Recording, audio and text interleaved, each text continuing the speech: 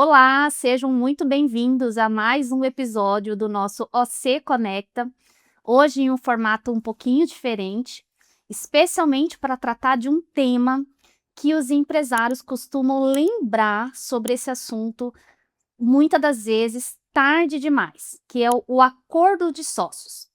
Os empresários se preocupam em encontrar os melhores sócios, qual vai ser o investimento de cada um, qual vai ser a participação societária de cada um, tempo de vigência, por vezes, dessa sociedade, mas acabam se esquecendo ou deixam para muito depois de estabelecer regras numa eventualidade de saída de sócios, de falecimento de alguns sócios, se o herdeiro entra diretamente nessa sociedade empresária. E aí ficam assuntos soltos para serem discutidos em cenários não tão adequados como num ambiente mais tranquilo para se estabelecer essas regras. E para falar sobre esse assunto, acordo de sócios, a gente tem aqui um convidado super especial, que é o advogado Dr. Ângelo Donatoni, advogado do nosso escritório Oliveira Castro Advogados, especialista e atua diretamente com estruturação societária, com conflitos empresariais, governança, auxiliando os empresários no estabelecimento aí do surgimento da sua empresa com contrato social, com acordo de sócios e outros instrumentos jurídicos mais que estruturam uma sociedade empresária como um todo. Então, doutor Ângelo, seja muito bem-vindo Obrigado. a esse episódio do OC Conecta. Quero dizer que eu estou muito feliz de ter você aqui, para que a gente possa, de uma forma muito tranquila, muito leve, tentar um pouco conscientizar, né, os nossos clientes e empresários sobre a importância desse instrumento jurídico, que é o acordo de sócios. Obrigado, Emília, muito obrigado. É uma grata satisfação estar aqui no dia de hoje, trazer um tema tão importante, né, que é o acordo de sócios. Muitas vezes, como você colocou, a gente acaba esquecendo de tratar desses assuntos e quem sabe a gente consegue aqui colocar para vocês a importância disso, a discussão disso, né, que muitas vezes são assuntos sensíveis, de relevância para aquela sociedade e que no afã ali da formação daquela sociedade entre os sócios, eles acabam esquecendo ou deixando para depois. E aí, quem sabe a gente desmistifica algumas coisas e coloca isso aí para o pessoal. Então vamos lá, vamos começar esse bate-papo e trazer aí as informações importantes sobre o que se trata, quais são as cláusulas mais importantes para serem reguladas nesse instrumento. E eu já começo, Ângelo, te questionando o seguinte: muitos empresários pensam, né, que basta para o início da atividade empresária constituir um contrato social. Afinal de contas, qual é a diferença de um contrato social para um acordo de sócios? Fala aí pra gente. Bom, o contrato social nada mais é do que a abertura da própria empresa, né? Vai ser o documento inicial que a gente vai ter a regularização, a formalização de uma sociedade. Eu sou professor também, em sala de aula a gente trata esses assuntos com os alunos e eu deixo bastante evidente para eles o seguinte: para formar uma sociedade a gente não vai precisar nem de contrato muitas vezes, a gente vai tratar de uma sociedade regular. Mas para o nascimento formal dessa sociedade a gente precisa ter um instrumento arquivado perante o registro de empresas e lá a gente vai colocar qual é o nome daquela empresa, a sede daquela empresa, quem são sócios daquela empresa. E isso daí é um documento básico para a formação da sociedade. E ele tem uma grande diferença do acordo de sócios. Por quê? Porque o contrato social tem algumas cláusulas específicas e obrigatórias e o acordo de sócios não. Nós vamos trabalhar com aquilo que a gente coloca como autonomia da vontade. Ou seja, as pessoas que integram aquela sociedade vão estipular as regras, o que elas acham importante para aquele tipo societário, como que elas acham que aquilo tem que se desenvolver, e isso também tem um fator importantíssimo, não precisa ser publicizado, ou seja, a gente não precisa colocar para todo mundo ver, diferente do contrato social, que ele tem que ser arquivado nas juntas comerciais e obrigatoriamente fica disponível para qualquer pessoa que tem interesse. Então, acho que a diferença inicial é essa. Lá no acordo de sócios, a gente vai tratar de matérias sensíveis, matérias específicas da sociedade. E já no contrato social, a gente vai ter ali uma formalização do nascimento daquela empresa. Bacana, então a gente pode dizer que o contrato social nada mais é do que um documento de identidade, de Perfeito. nascimento de uma empresa. Isso. Ele regula cláusulas obrigatórias, né, de nome, endereço, sede, Isso. enquanto que o acordo de sócios regula regras de convivência, relacionamento entre esses sócios, e o contrato social a gente leva para a junta comercial e o acordo de sócios a gente não precisa levar para a junta comercial. Então, Exatamente. essas são assim as grandes diferenças, né, as principais diferenças do contrato social para um acordo de sócios. É isso? Perfeito, exatamente. Bacana. E aí eu quero te perguntar o seguinte: você que atende lá no escritório junto com a gente, né? Muitos empresários muitas vezes desesperados ali em momentos de conflito, de discordância com sócios e não sabe muito bem o que fazer. Eu quero te perguntar, quais são os maiores erros que você já identificou ou já lidou lá no escritório dos empresários quando se refere aí a uma questão de acordo de sócios? Olha, quando a gente fala de sociedade, é muito natural do ser humano procurar o conforto. Então ele geralmente vai muitas vezes abrir uma sociedade com um amigo, um parente próximo, uma ideia de negócio nova. E nesse aspecto, a empolgação fala muito alto. Então veja bem, eles vão querer abrir um negócio, eles se empenham com aquilo. E eles deixam regras importantes de fora. Naquele calor do momento, dois amigos, duas amigas que estão há muito, se conhecem há muito tempo, resolvem abrir, não sei, uma distribuidora, um salão, uma hamburgueria, qualquer empresa, digamos assim, eles vão e falam: olha, eu sei fazer X, você sabe Y. Se nós juntarmos as nossas forças, a gente vai ter sucesso. E isso, obviamente, é importante, porque sem essa ânsia de vencer, sem esse ímpeto, não vai para frente a empresa. Agora, nesse surgimento, eles esquecem muitas vezes as regras básicas. Qual é a obrigação de cada um para as burocracias do negócio, que são necessárias? A administração da empresa, as prestações de contas, afinal você e o seu amigo ou a sua amiga vão estar lidando com dinheiro seu, mas também com dinheiro daquela pessoa. E isso é importante ser levado em consideração. Sobretudo, o que a gente vai fazer com o dinheiro que a gente ganhar aqui.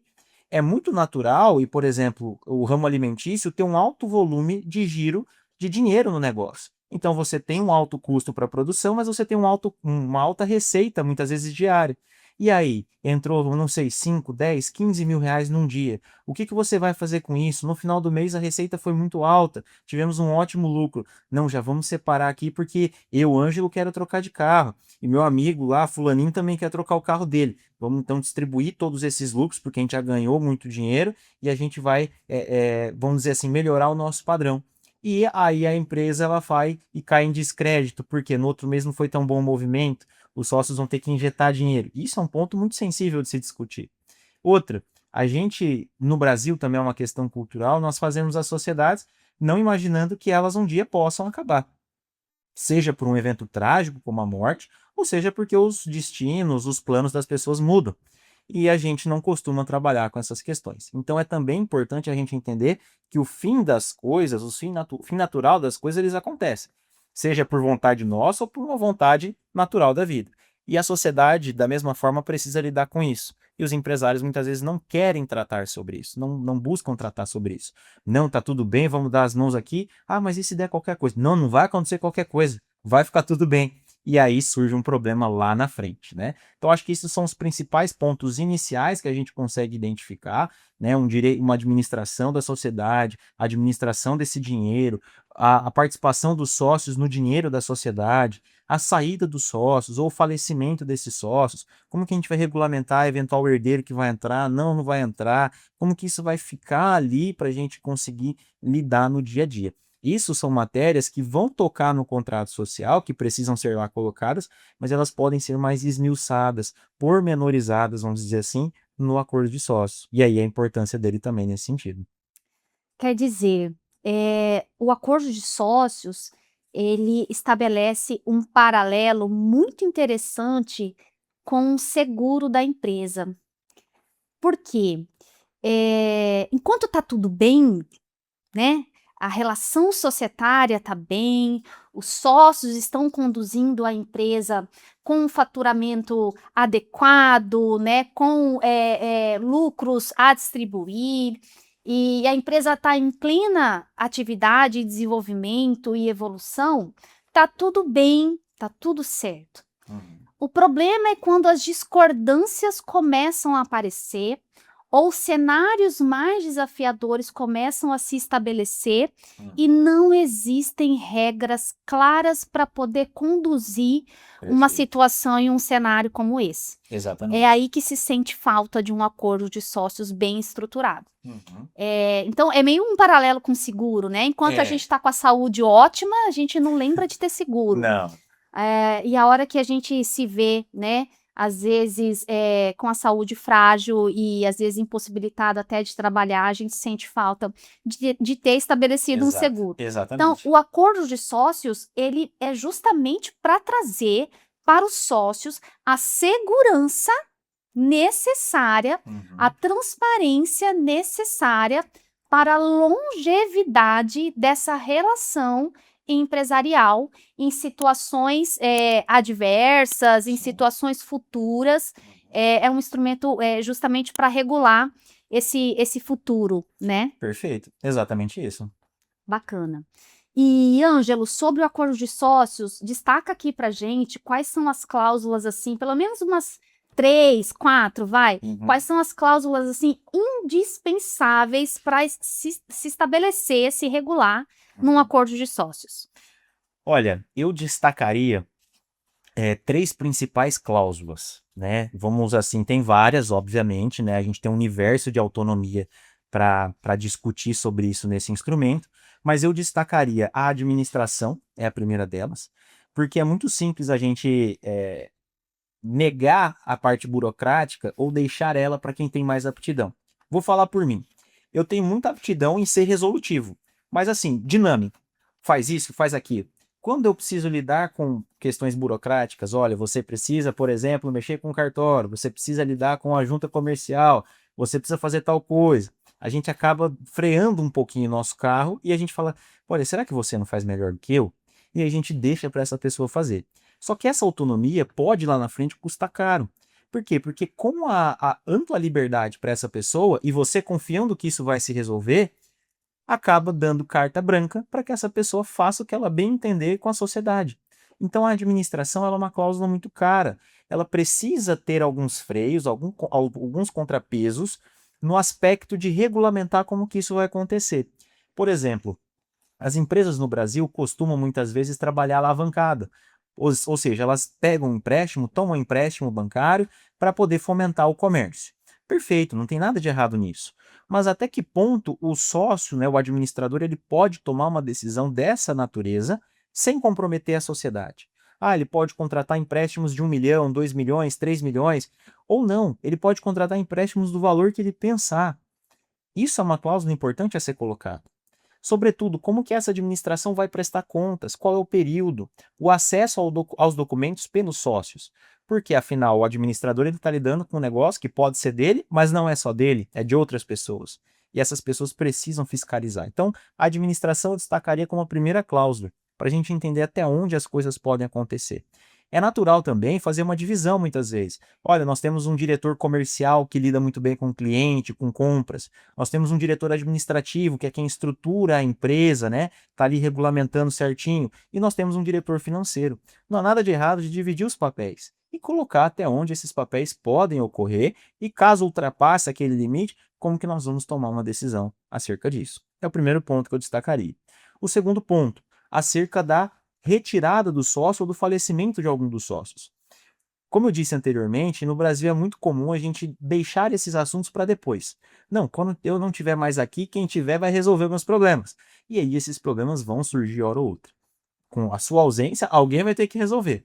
Mas e quando é o contrário? Alguém falece e você vai ter que resolver aquele problema.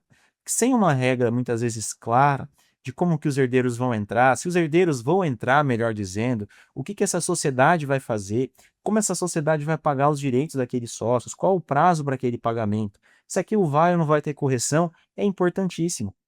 Se a gente for cair no aspecto legal, por exemplo, a gente tem uma questão muito fria para a sociedade. A gente tem uma determinação lá que vai ser levantado um balanço, esse balanço vai apurar um valor que será pago em 90 dias à vista. A gente sabe, especialmente pelo momento econômico que estamos vivendo, não só no Brasil, mas no mundo, que o crédito está muito caro. Então imagina uma empresa hoje que sofre com uma tragédia, o sócio vem a sofrer um acidente, sofre um infarto fulminante, por exemplo. Como que a gente vai resolver essa questão se não tiver bem regulamentado? A gente vai cair no aspecto legal. O aspecto legal manda fazer isso. E aí? Como que nós vamos resolver essa situação? Outra coisa, além desses dois outros pontos, a tomada de decisão pelos sócios, as assembleias. Quais são os ritos de convocação dessas assembleias? Porque os sócios precisam se reunir.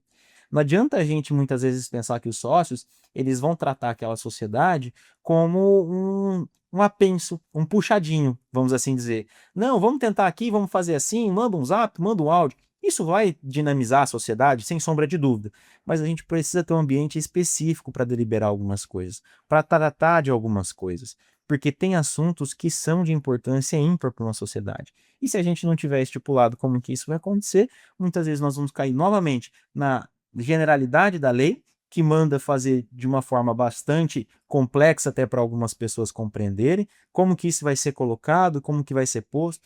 Então isso também está no campo da autonomia da vontade das partes, que podem regulamentar como que isso vai funcionar. Então eu destacaria essas 3 principais cláusulas, mas sem sombra de dúvida com inúmeras outras.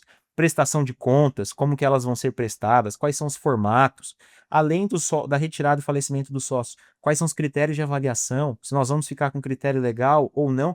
Então, assim, se a gente for falar sobre cada uma, a gente pode desmiuçar, falar diversas coisas sobre todas elas, mas são, assim, pitadas do que a gente pode tratar neste instrumento, né? E aí tem todo um know-how dos negócios. Por exemplo, a gente pode imaginar que, olha, então se eu seguir essa receita de bolo, meu negócio vai estar seguro. Não. A gente tem no escritório, a gente já lidou com isso, com clientes que preparam os negócios para serem vendidos. Ou preparam os negócios para eles serem, digamos assim, descobertos, adquiridos e se tornarem grandes potências futuras. Então, muitas vezes, o seu negócio ele não pode ser, muitas vezes, enrijecido, ele não pode ser informal, ele precisa ser altamente regulamentado, mas ao mesmo tempo que ele é regulamentado, ele é muito claro no que ele precisa ter e fazer para que as coisas fluam.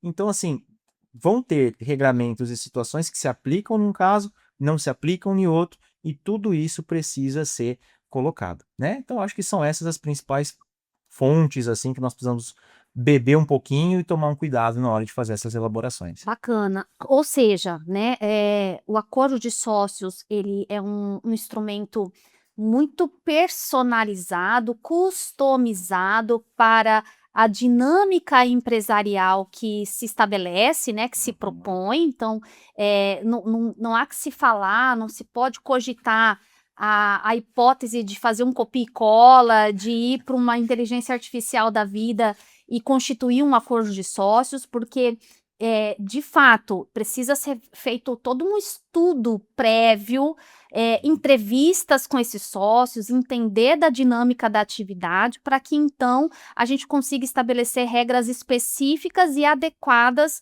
àquela relação societária, àquela relação empresarial. Mas você destacou 3 aqui fundamentais que acabam aparecendo, se não em 100%, na grande maioria das relações societárias e empresariais, que são cláusulas que diretamente regulam hipóteses de sucessão, a relação ou a entrada ou não de um cônjuge, a participação ou não de um cônjuge na atividade empresarial, a hipótese de incapacidade ou falecimento de algum dos sócios. São situações bastante peculiares, desafiadoras quando acontecem, né, numa dinâmica societária empresarial, e que são extremamente importantes já estarem previamente reguladas num acordo de sócio. Então, o que a gente costuma brincar muito no escritório é o seguinte: melhor uma regra mínima, né, prévia, inicial,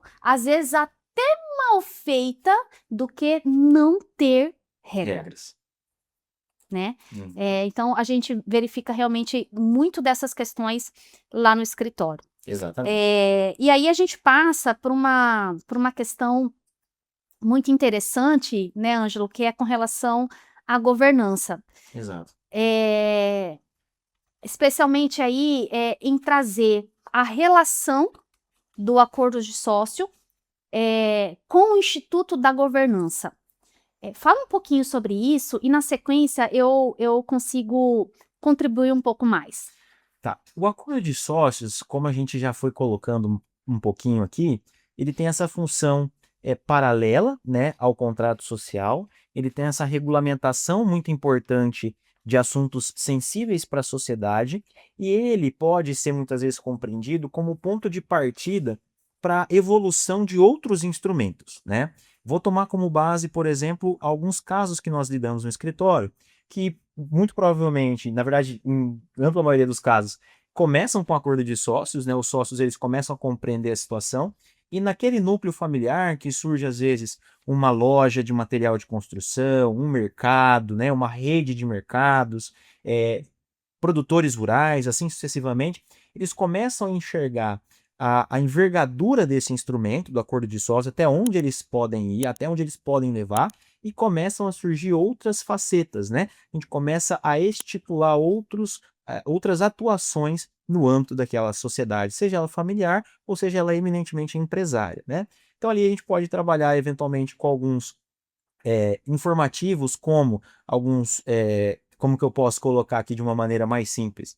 Como algumas diretrizes internas da empresa, regimentos internos, muitas das vezes, conselho, a formação de alguns conselhos também são interessantes nesse ponto, vão ter as suas atuações específicas, conselhos consultivos, conselho de administração, a depender da envergadura da sociedade, né, do que ela estiver trabalhando. Conselhos fiscais, que também vão dar uma segurança no aspecto informacional.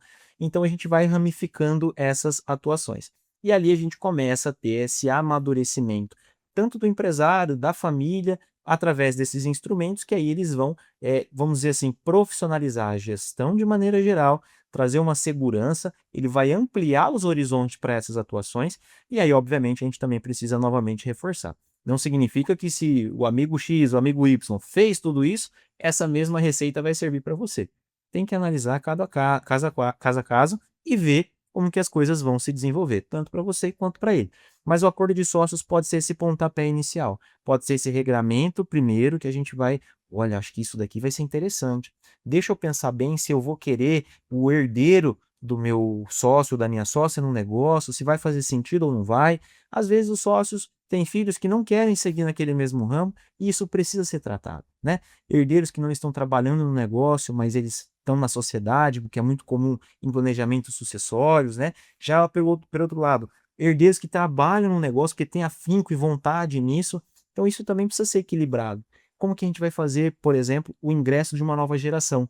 E aí eu acho que a governança tem muito a ver com isso também. Como que a gente vai trazer essa nova geração para estabilizar um negócio que já existe? Como que ele vai acomodar essa nova pessoa, que são gerações distintas, jeito de lidar com as coisas de maneira diferente, como que isso vai ingressar? Então acho que a governança ela vai surgir dessa regulamentação inicial, com o anseio dos sócios, com a vontade deles de tornar as coisas mais transparentes, mais limpas, mais horizontais, para que eles consigam enxergar mais à frente. Eu acho que é mais ou menos isso. O doutor Ângelo trouxe realmente uma visão da governança de uma forma bastante ampla, né, de uma forma bastante geral, e a governança propõe justamente isso, essa estruturação de uma atividade empresarial, de uma relação societária como um todo, né, para trazer segurança, para trazer transparência, para trazer profissionalização do negócio, da gestão, e o final para trazer um gerenciamento de riscos de todas essas relações empresariais, societárias, e ao final de tudo isso, alcançar realmente a continuidade, a longevidade de uma atividade empresarial. A nossa sócia, a doutora Luíse, costuma dizer que a governança é como se fosse um guarda-roupa. Guarda-roupa que dá para a gente colocar de tudo lá dentro. Por quê? As dinâmicas empresariais, especialmente aqui no Brasil, na grande maioria delas, decorrem de relações familiares. Então, mais de 90% das empresas hoje no Brasil são empresas familiares. E diante desse contexto, muitos assuntos se misturam, muitos assuntos se sobrepõem se eu não tenho uma estrutura de governança bem estabelecida nesse negócio, nessa relação.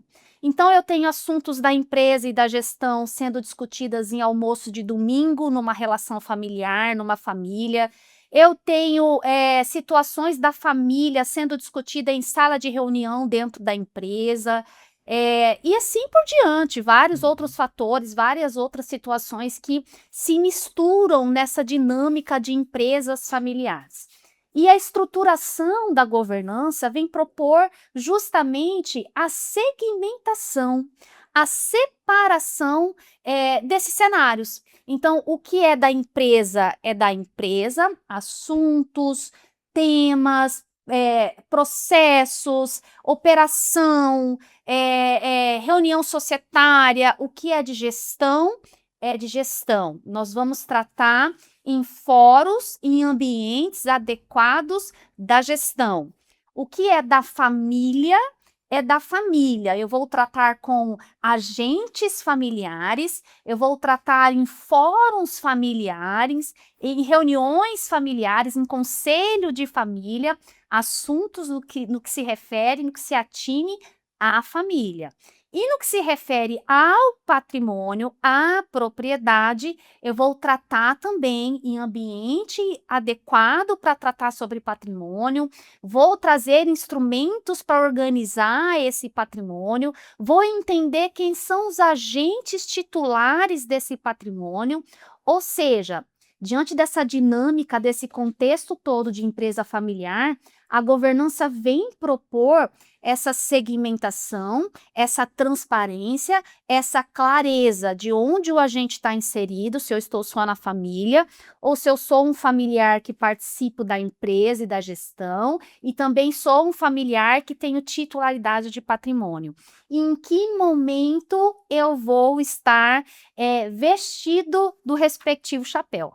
Se de família, se de gestor ou se de titular de um patrimônio. Então, a governança ela vai trazer toda essa estruturação para a dinâmica dessa empresa familiar. E aonde é que está a relação da governança com o acordo de sócios? O acordo de sócios é um dos instrumentos da governança, ligado lá à gestão, à empresa, desse contexto da empresa familiar. Então, o acordo de sócio é um instrumento jurídico que nós elaboramos lá no cenário do conselho de administração, do conselho consultivo, da parte de gestão de uma relação empresarial familiar.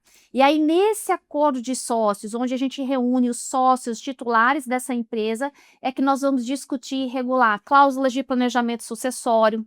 Quando é que o herdeiro vai estar apto a assumir a sua condição de sócio dessa empresa? Ele vai precisar participar de uma trilha de formação ou não? Esse herdeiro vai precisar passar por uma capacitação em empresas, né, fora, em empresas de outros segmentos para poder voltar para a atividade empresarial da família.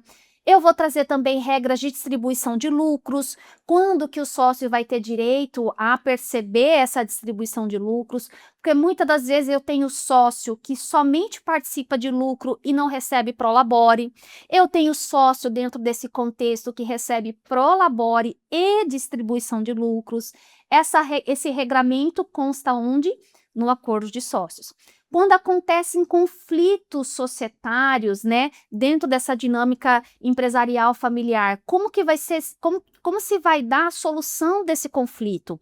Dentro do acordo de sócios, a gente também pode regular. Se a gente vai levar para uma reunião de conselho, o ponto de discordância, se nós vamos levar para uma câmara de arbitragem, tudo isso antes de se pensar numa eventual judicialização dessa questão de discordância aí, dessa relação societária familiar. Então, aí é que está a ligação do acordo de sócio com a governança. É importante dizer, governança não é só documento. Não. Governança não é só instrumento jurídico. O acordo de sócio é um desses documentos, mas a governança é muito mais do que isso. É a estruturação de toda essa dinâmica empresarial familiar que vai propor ritmo e vai estabelecer uma continuidade desse negócio. Exatamente. E aí, se eu pudesse pegar esse gancho, eu voltaria naquelas 3 hipóteses que você me colocou de cláusulas importantes e traria uma quarta, que é a distribuição de lucros. É muito comum, a gente lida muito com isso, e o Bruno fala muito sobre isso, o Dr. Bruno fala a questão de carregar o piano.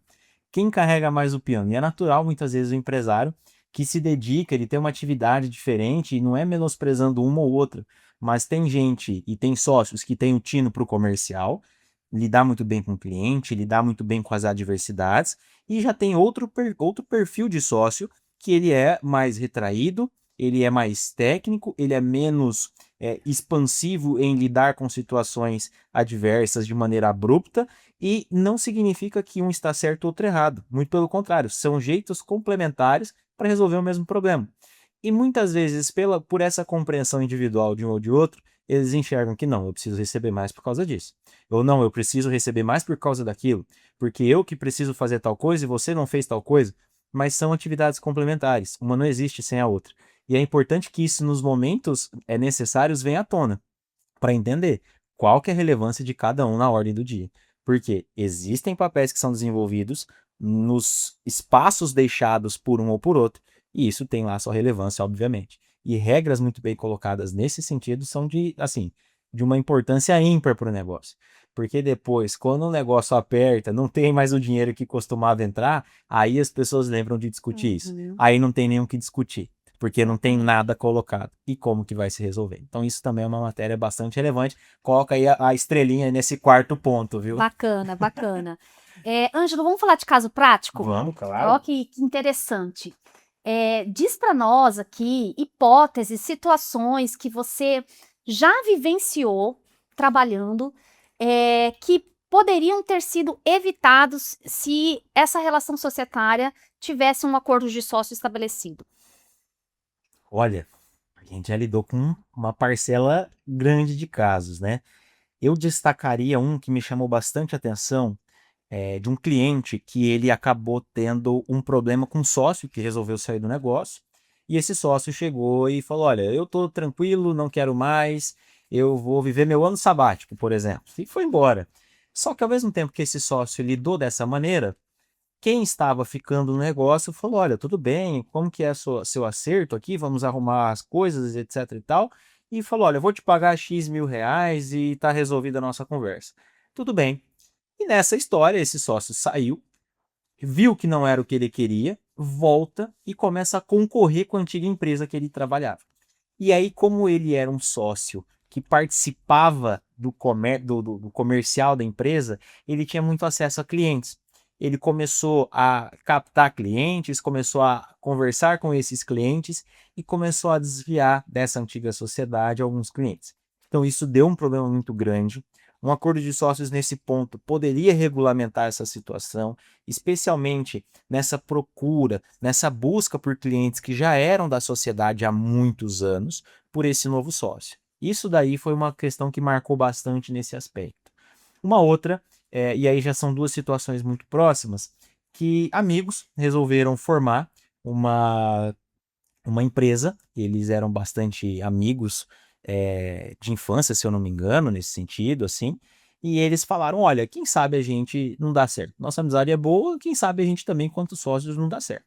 Só que um tinha um pouquinho mais de conhecimento do que o outro. E ele resolve, então, dar a cara no negócio e ele começa a trazer um movimento muito grande. E o outro sócio, ainda não integrando a sociedade, começa a participar um pouquinho ali, um pouquinho aqui. E aí, este primeiro sócio, que era quem dava a cara aos negócios, fala para ele: olha, acho que você está muito bom aqui, eu vou te dar X% dessa sociedade. Não, olha, agora você é meu sócio, etc e tal, vamos fazer um negócio assim, assado, 80-20. Tá bom para você, tá bom para mim. Fechou, tudo certo. Quando foi se implementar, não deu certo. Chegou lá na frente, eles viram que a conta não fechava, o negócio era muito maior do que se imaginava, a participação dos 20% ela era muito além daquilo que eles tinham imaginado de participação, e esses sócios acabaram então entrando numa zona de desconforto, eles entraram em uma rota de colisão, sanável, obviamente, mas que com acordo de sócios, eventualmente ali regulamentando essa amplitude, essa ampliação da participação societária, seria muito melhor, né? E aí eu trago um terceiro caso que também é de uma relevância grande que eu vejo, que é muito natural. Os negócios, muitas vezes, eles começam com algumas ideias geniais. Olha, eu vou abrir aqui uma rede de supermercados. Eu vou abrir aqui uma rede de açougues. Eu vou abrir aqui uma hamburgueria, uma barbearia, enfim, qualquer coisa que você veja que tem uma carência naquela determinada região. E quando você faz isso, você começa, mas você vai ter aquilo que a gente coloca como funcionários chaves ou pessoas chaves, que são pessoas da sua confiança que vão lidar com assuntos sensíveis da empresa. Por exemplo, um diretor financeiro ou uma pessoa que cuida do financeiro, uma pessoa do administrativo que lida com RH ali também, uma pessoa do compras também é muito importante, do marketing.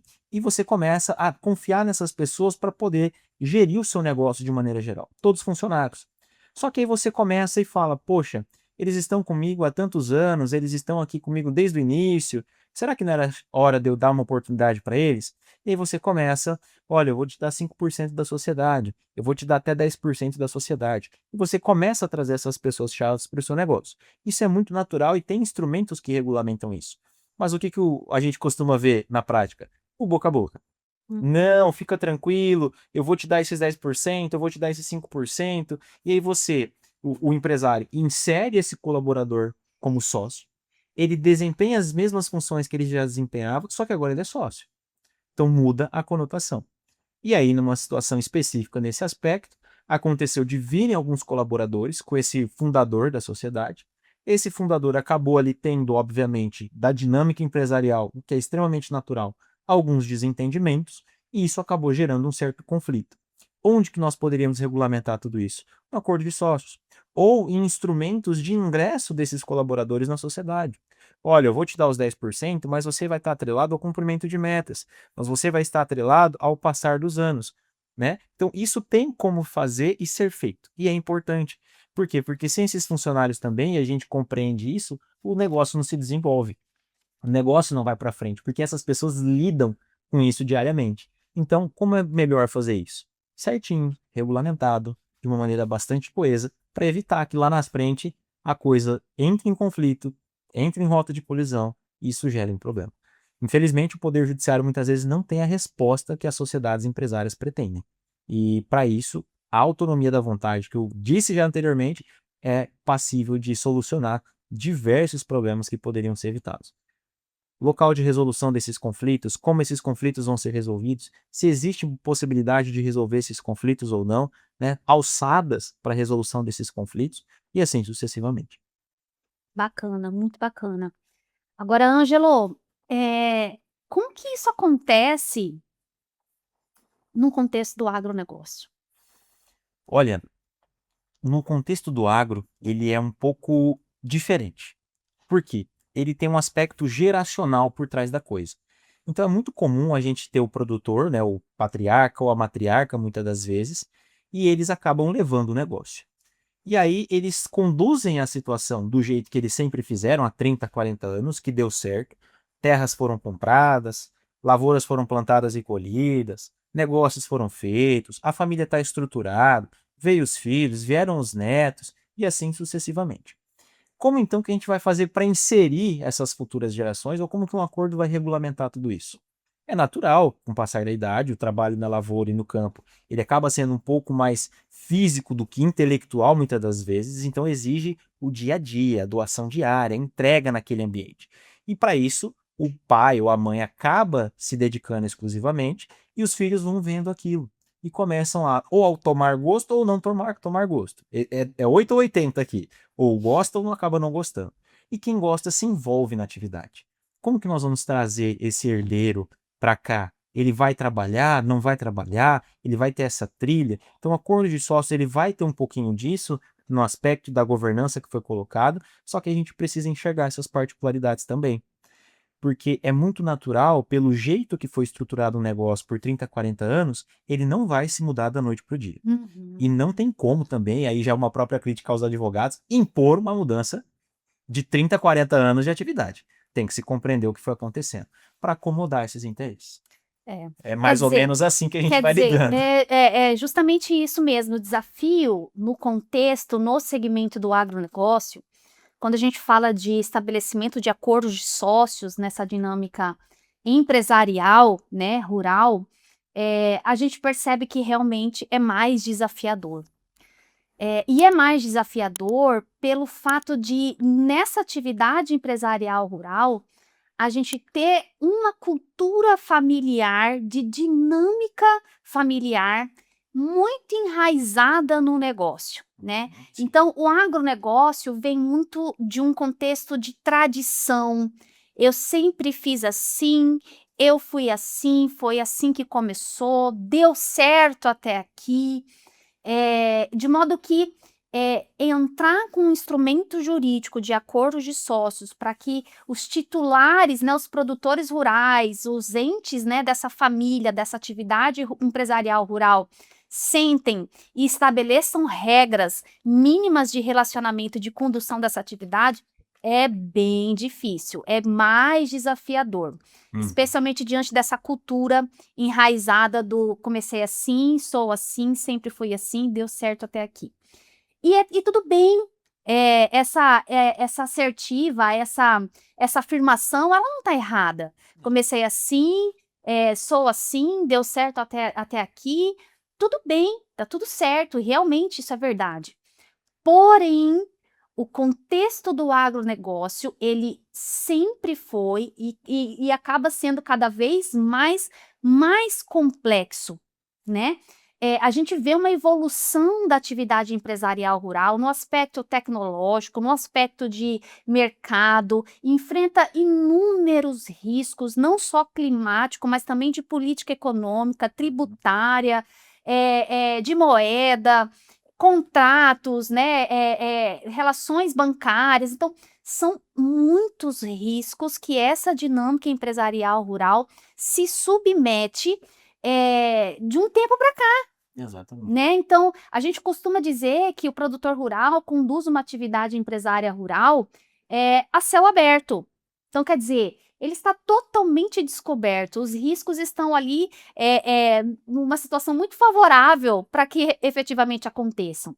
E aí, diante de tantos riscos, mais importante se revela que acordo de sócios, instrumentos que regulem essa relação societária, sejam estabelecidos, justamente para tratar a questão sucessória, quando o herdeiro entra, quando o herdeiro não entra, quando é que ele conduz, como é que ele vai conduzir, para tratar também a questão patrimonial, quando que vai ser o momento da constituição de uma holding, por exemplo, para organizar o patrimônio dessa, né, dessa família rural, dessa família de produtores rurais. Então, a gente vê realmente como um documento muito pertinente para se estabelecer na dinâmica do agronegócio. E aí é que vem a importância dessa nossa conversa aqui hoje, que é trazer a conscientização, dessa importância, da relevância que tem esse instrumento jurídico que é o acordo de sócios, Uhum. especialmente aí no segmento do agronegócio. Exatamente.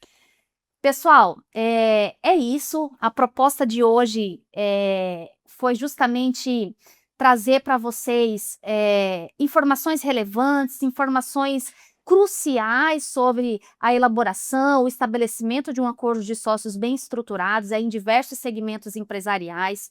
E a gente trouxe muita tônica no sentido de que a gente sabe que as empresas acabam se encerrando, acaba chegando ao insucesso por questões financeiras, mas também chegam ao insucesso por falta de alinhamento, de coesão societária.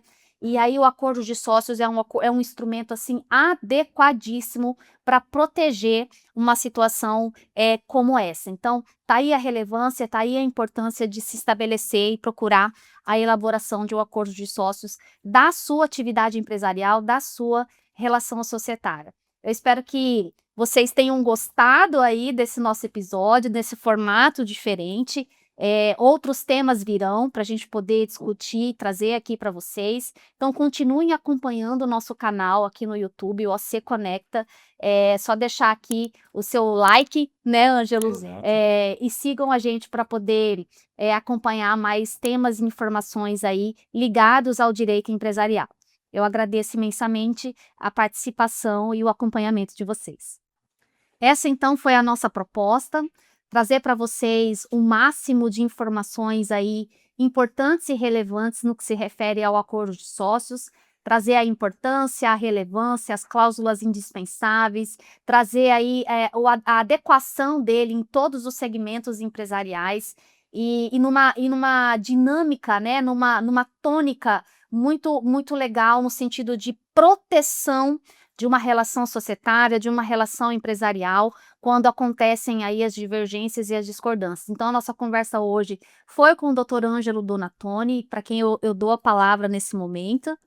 Obrigado, Emília, doutora Emília, né? Eu agradeço aí o pessoal que nos ouviu, essa entrevista do dia de hoje. Acho que foi bem dinâmica para compreender um pouquinho dessa relevância do acordo de sócios.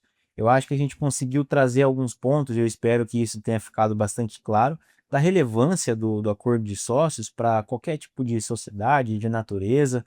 Basta ali um pouquinho de vai dali, vai daqui, a gente acomoda um pouco dos interesses, ver como que as coisas fluem e mostrar que de fato esse instrumento está à disposição dos empresários, das sociedades empresárias, para regulamentar melhor a dinâmica daquilo que vem acontecendo. Então, eu acho que é isso, agradeço mais uma vez o espaço, estou à disposição, agradeço o convite e fico aí, já me convido para os próximos episódios, né? Estou à disposição de vocês, muito obrigado. Queridos, é isso. Então a gente encerra mais um episódio do AC Conecta, esse em formato diferente. Espero que vocês tenham gostado aqui também da nossa conversa. Acompanhe aí o nosso canal no YouTube, AC Conecta, deixem aí o comentário de vocês e nos aguardem aí para os próximos episódios, que vem muita informação e muito tema importante ligado ao direito empresarial. Até lá!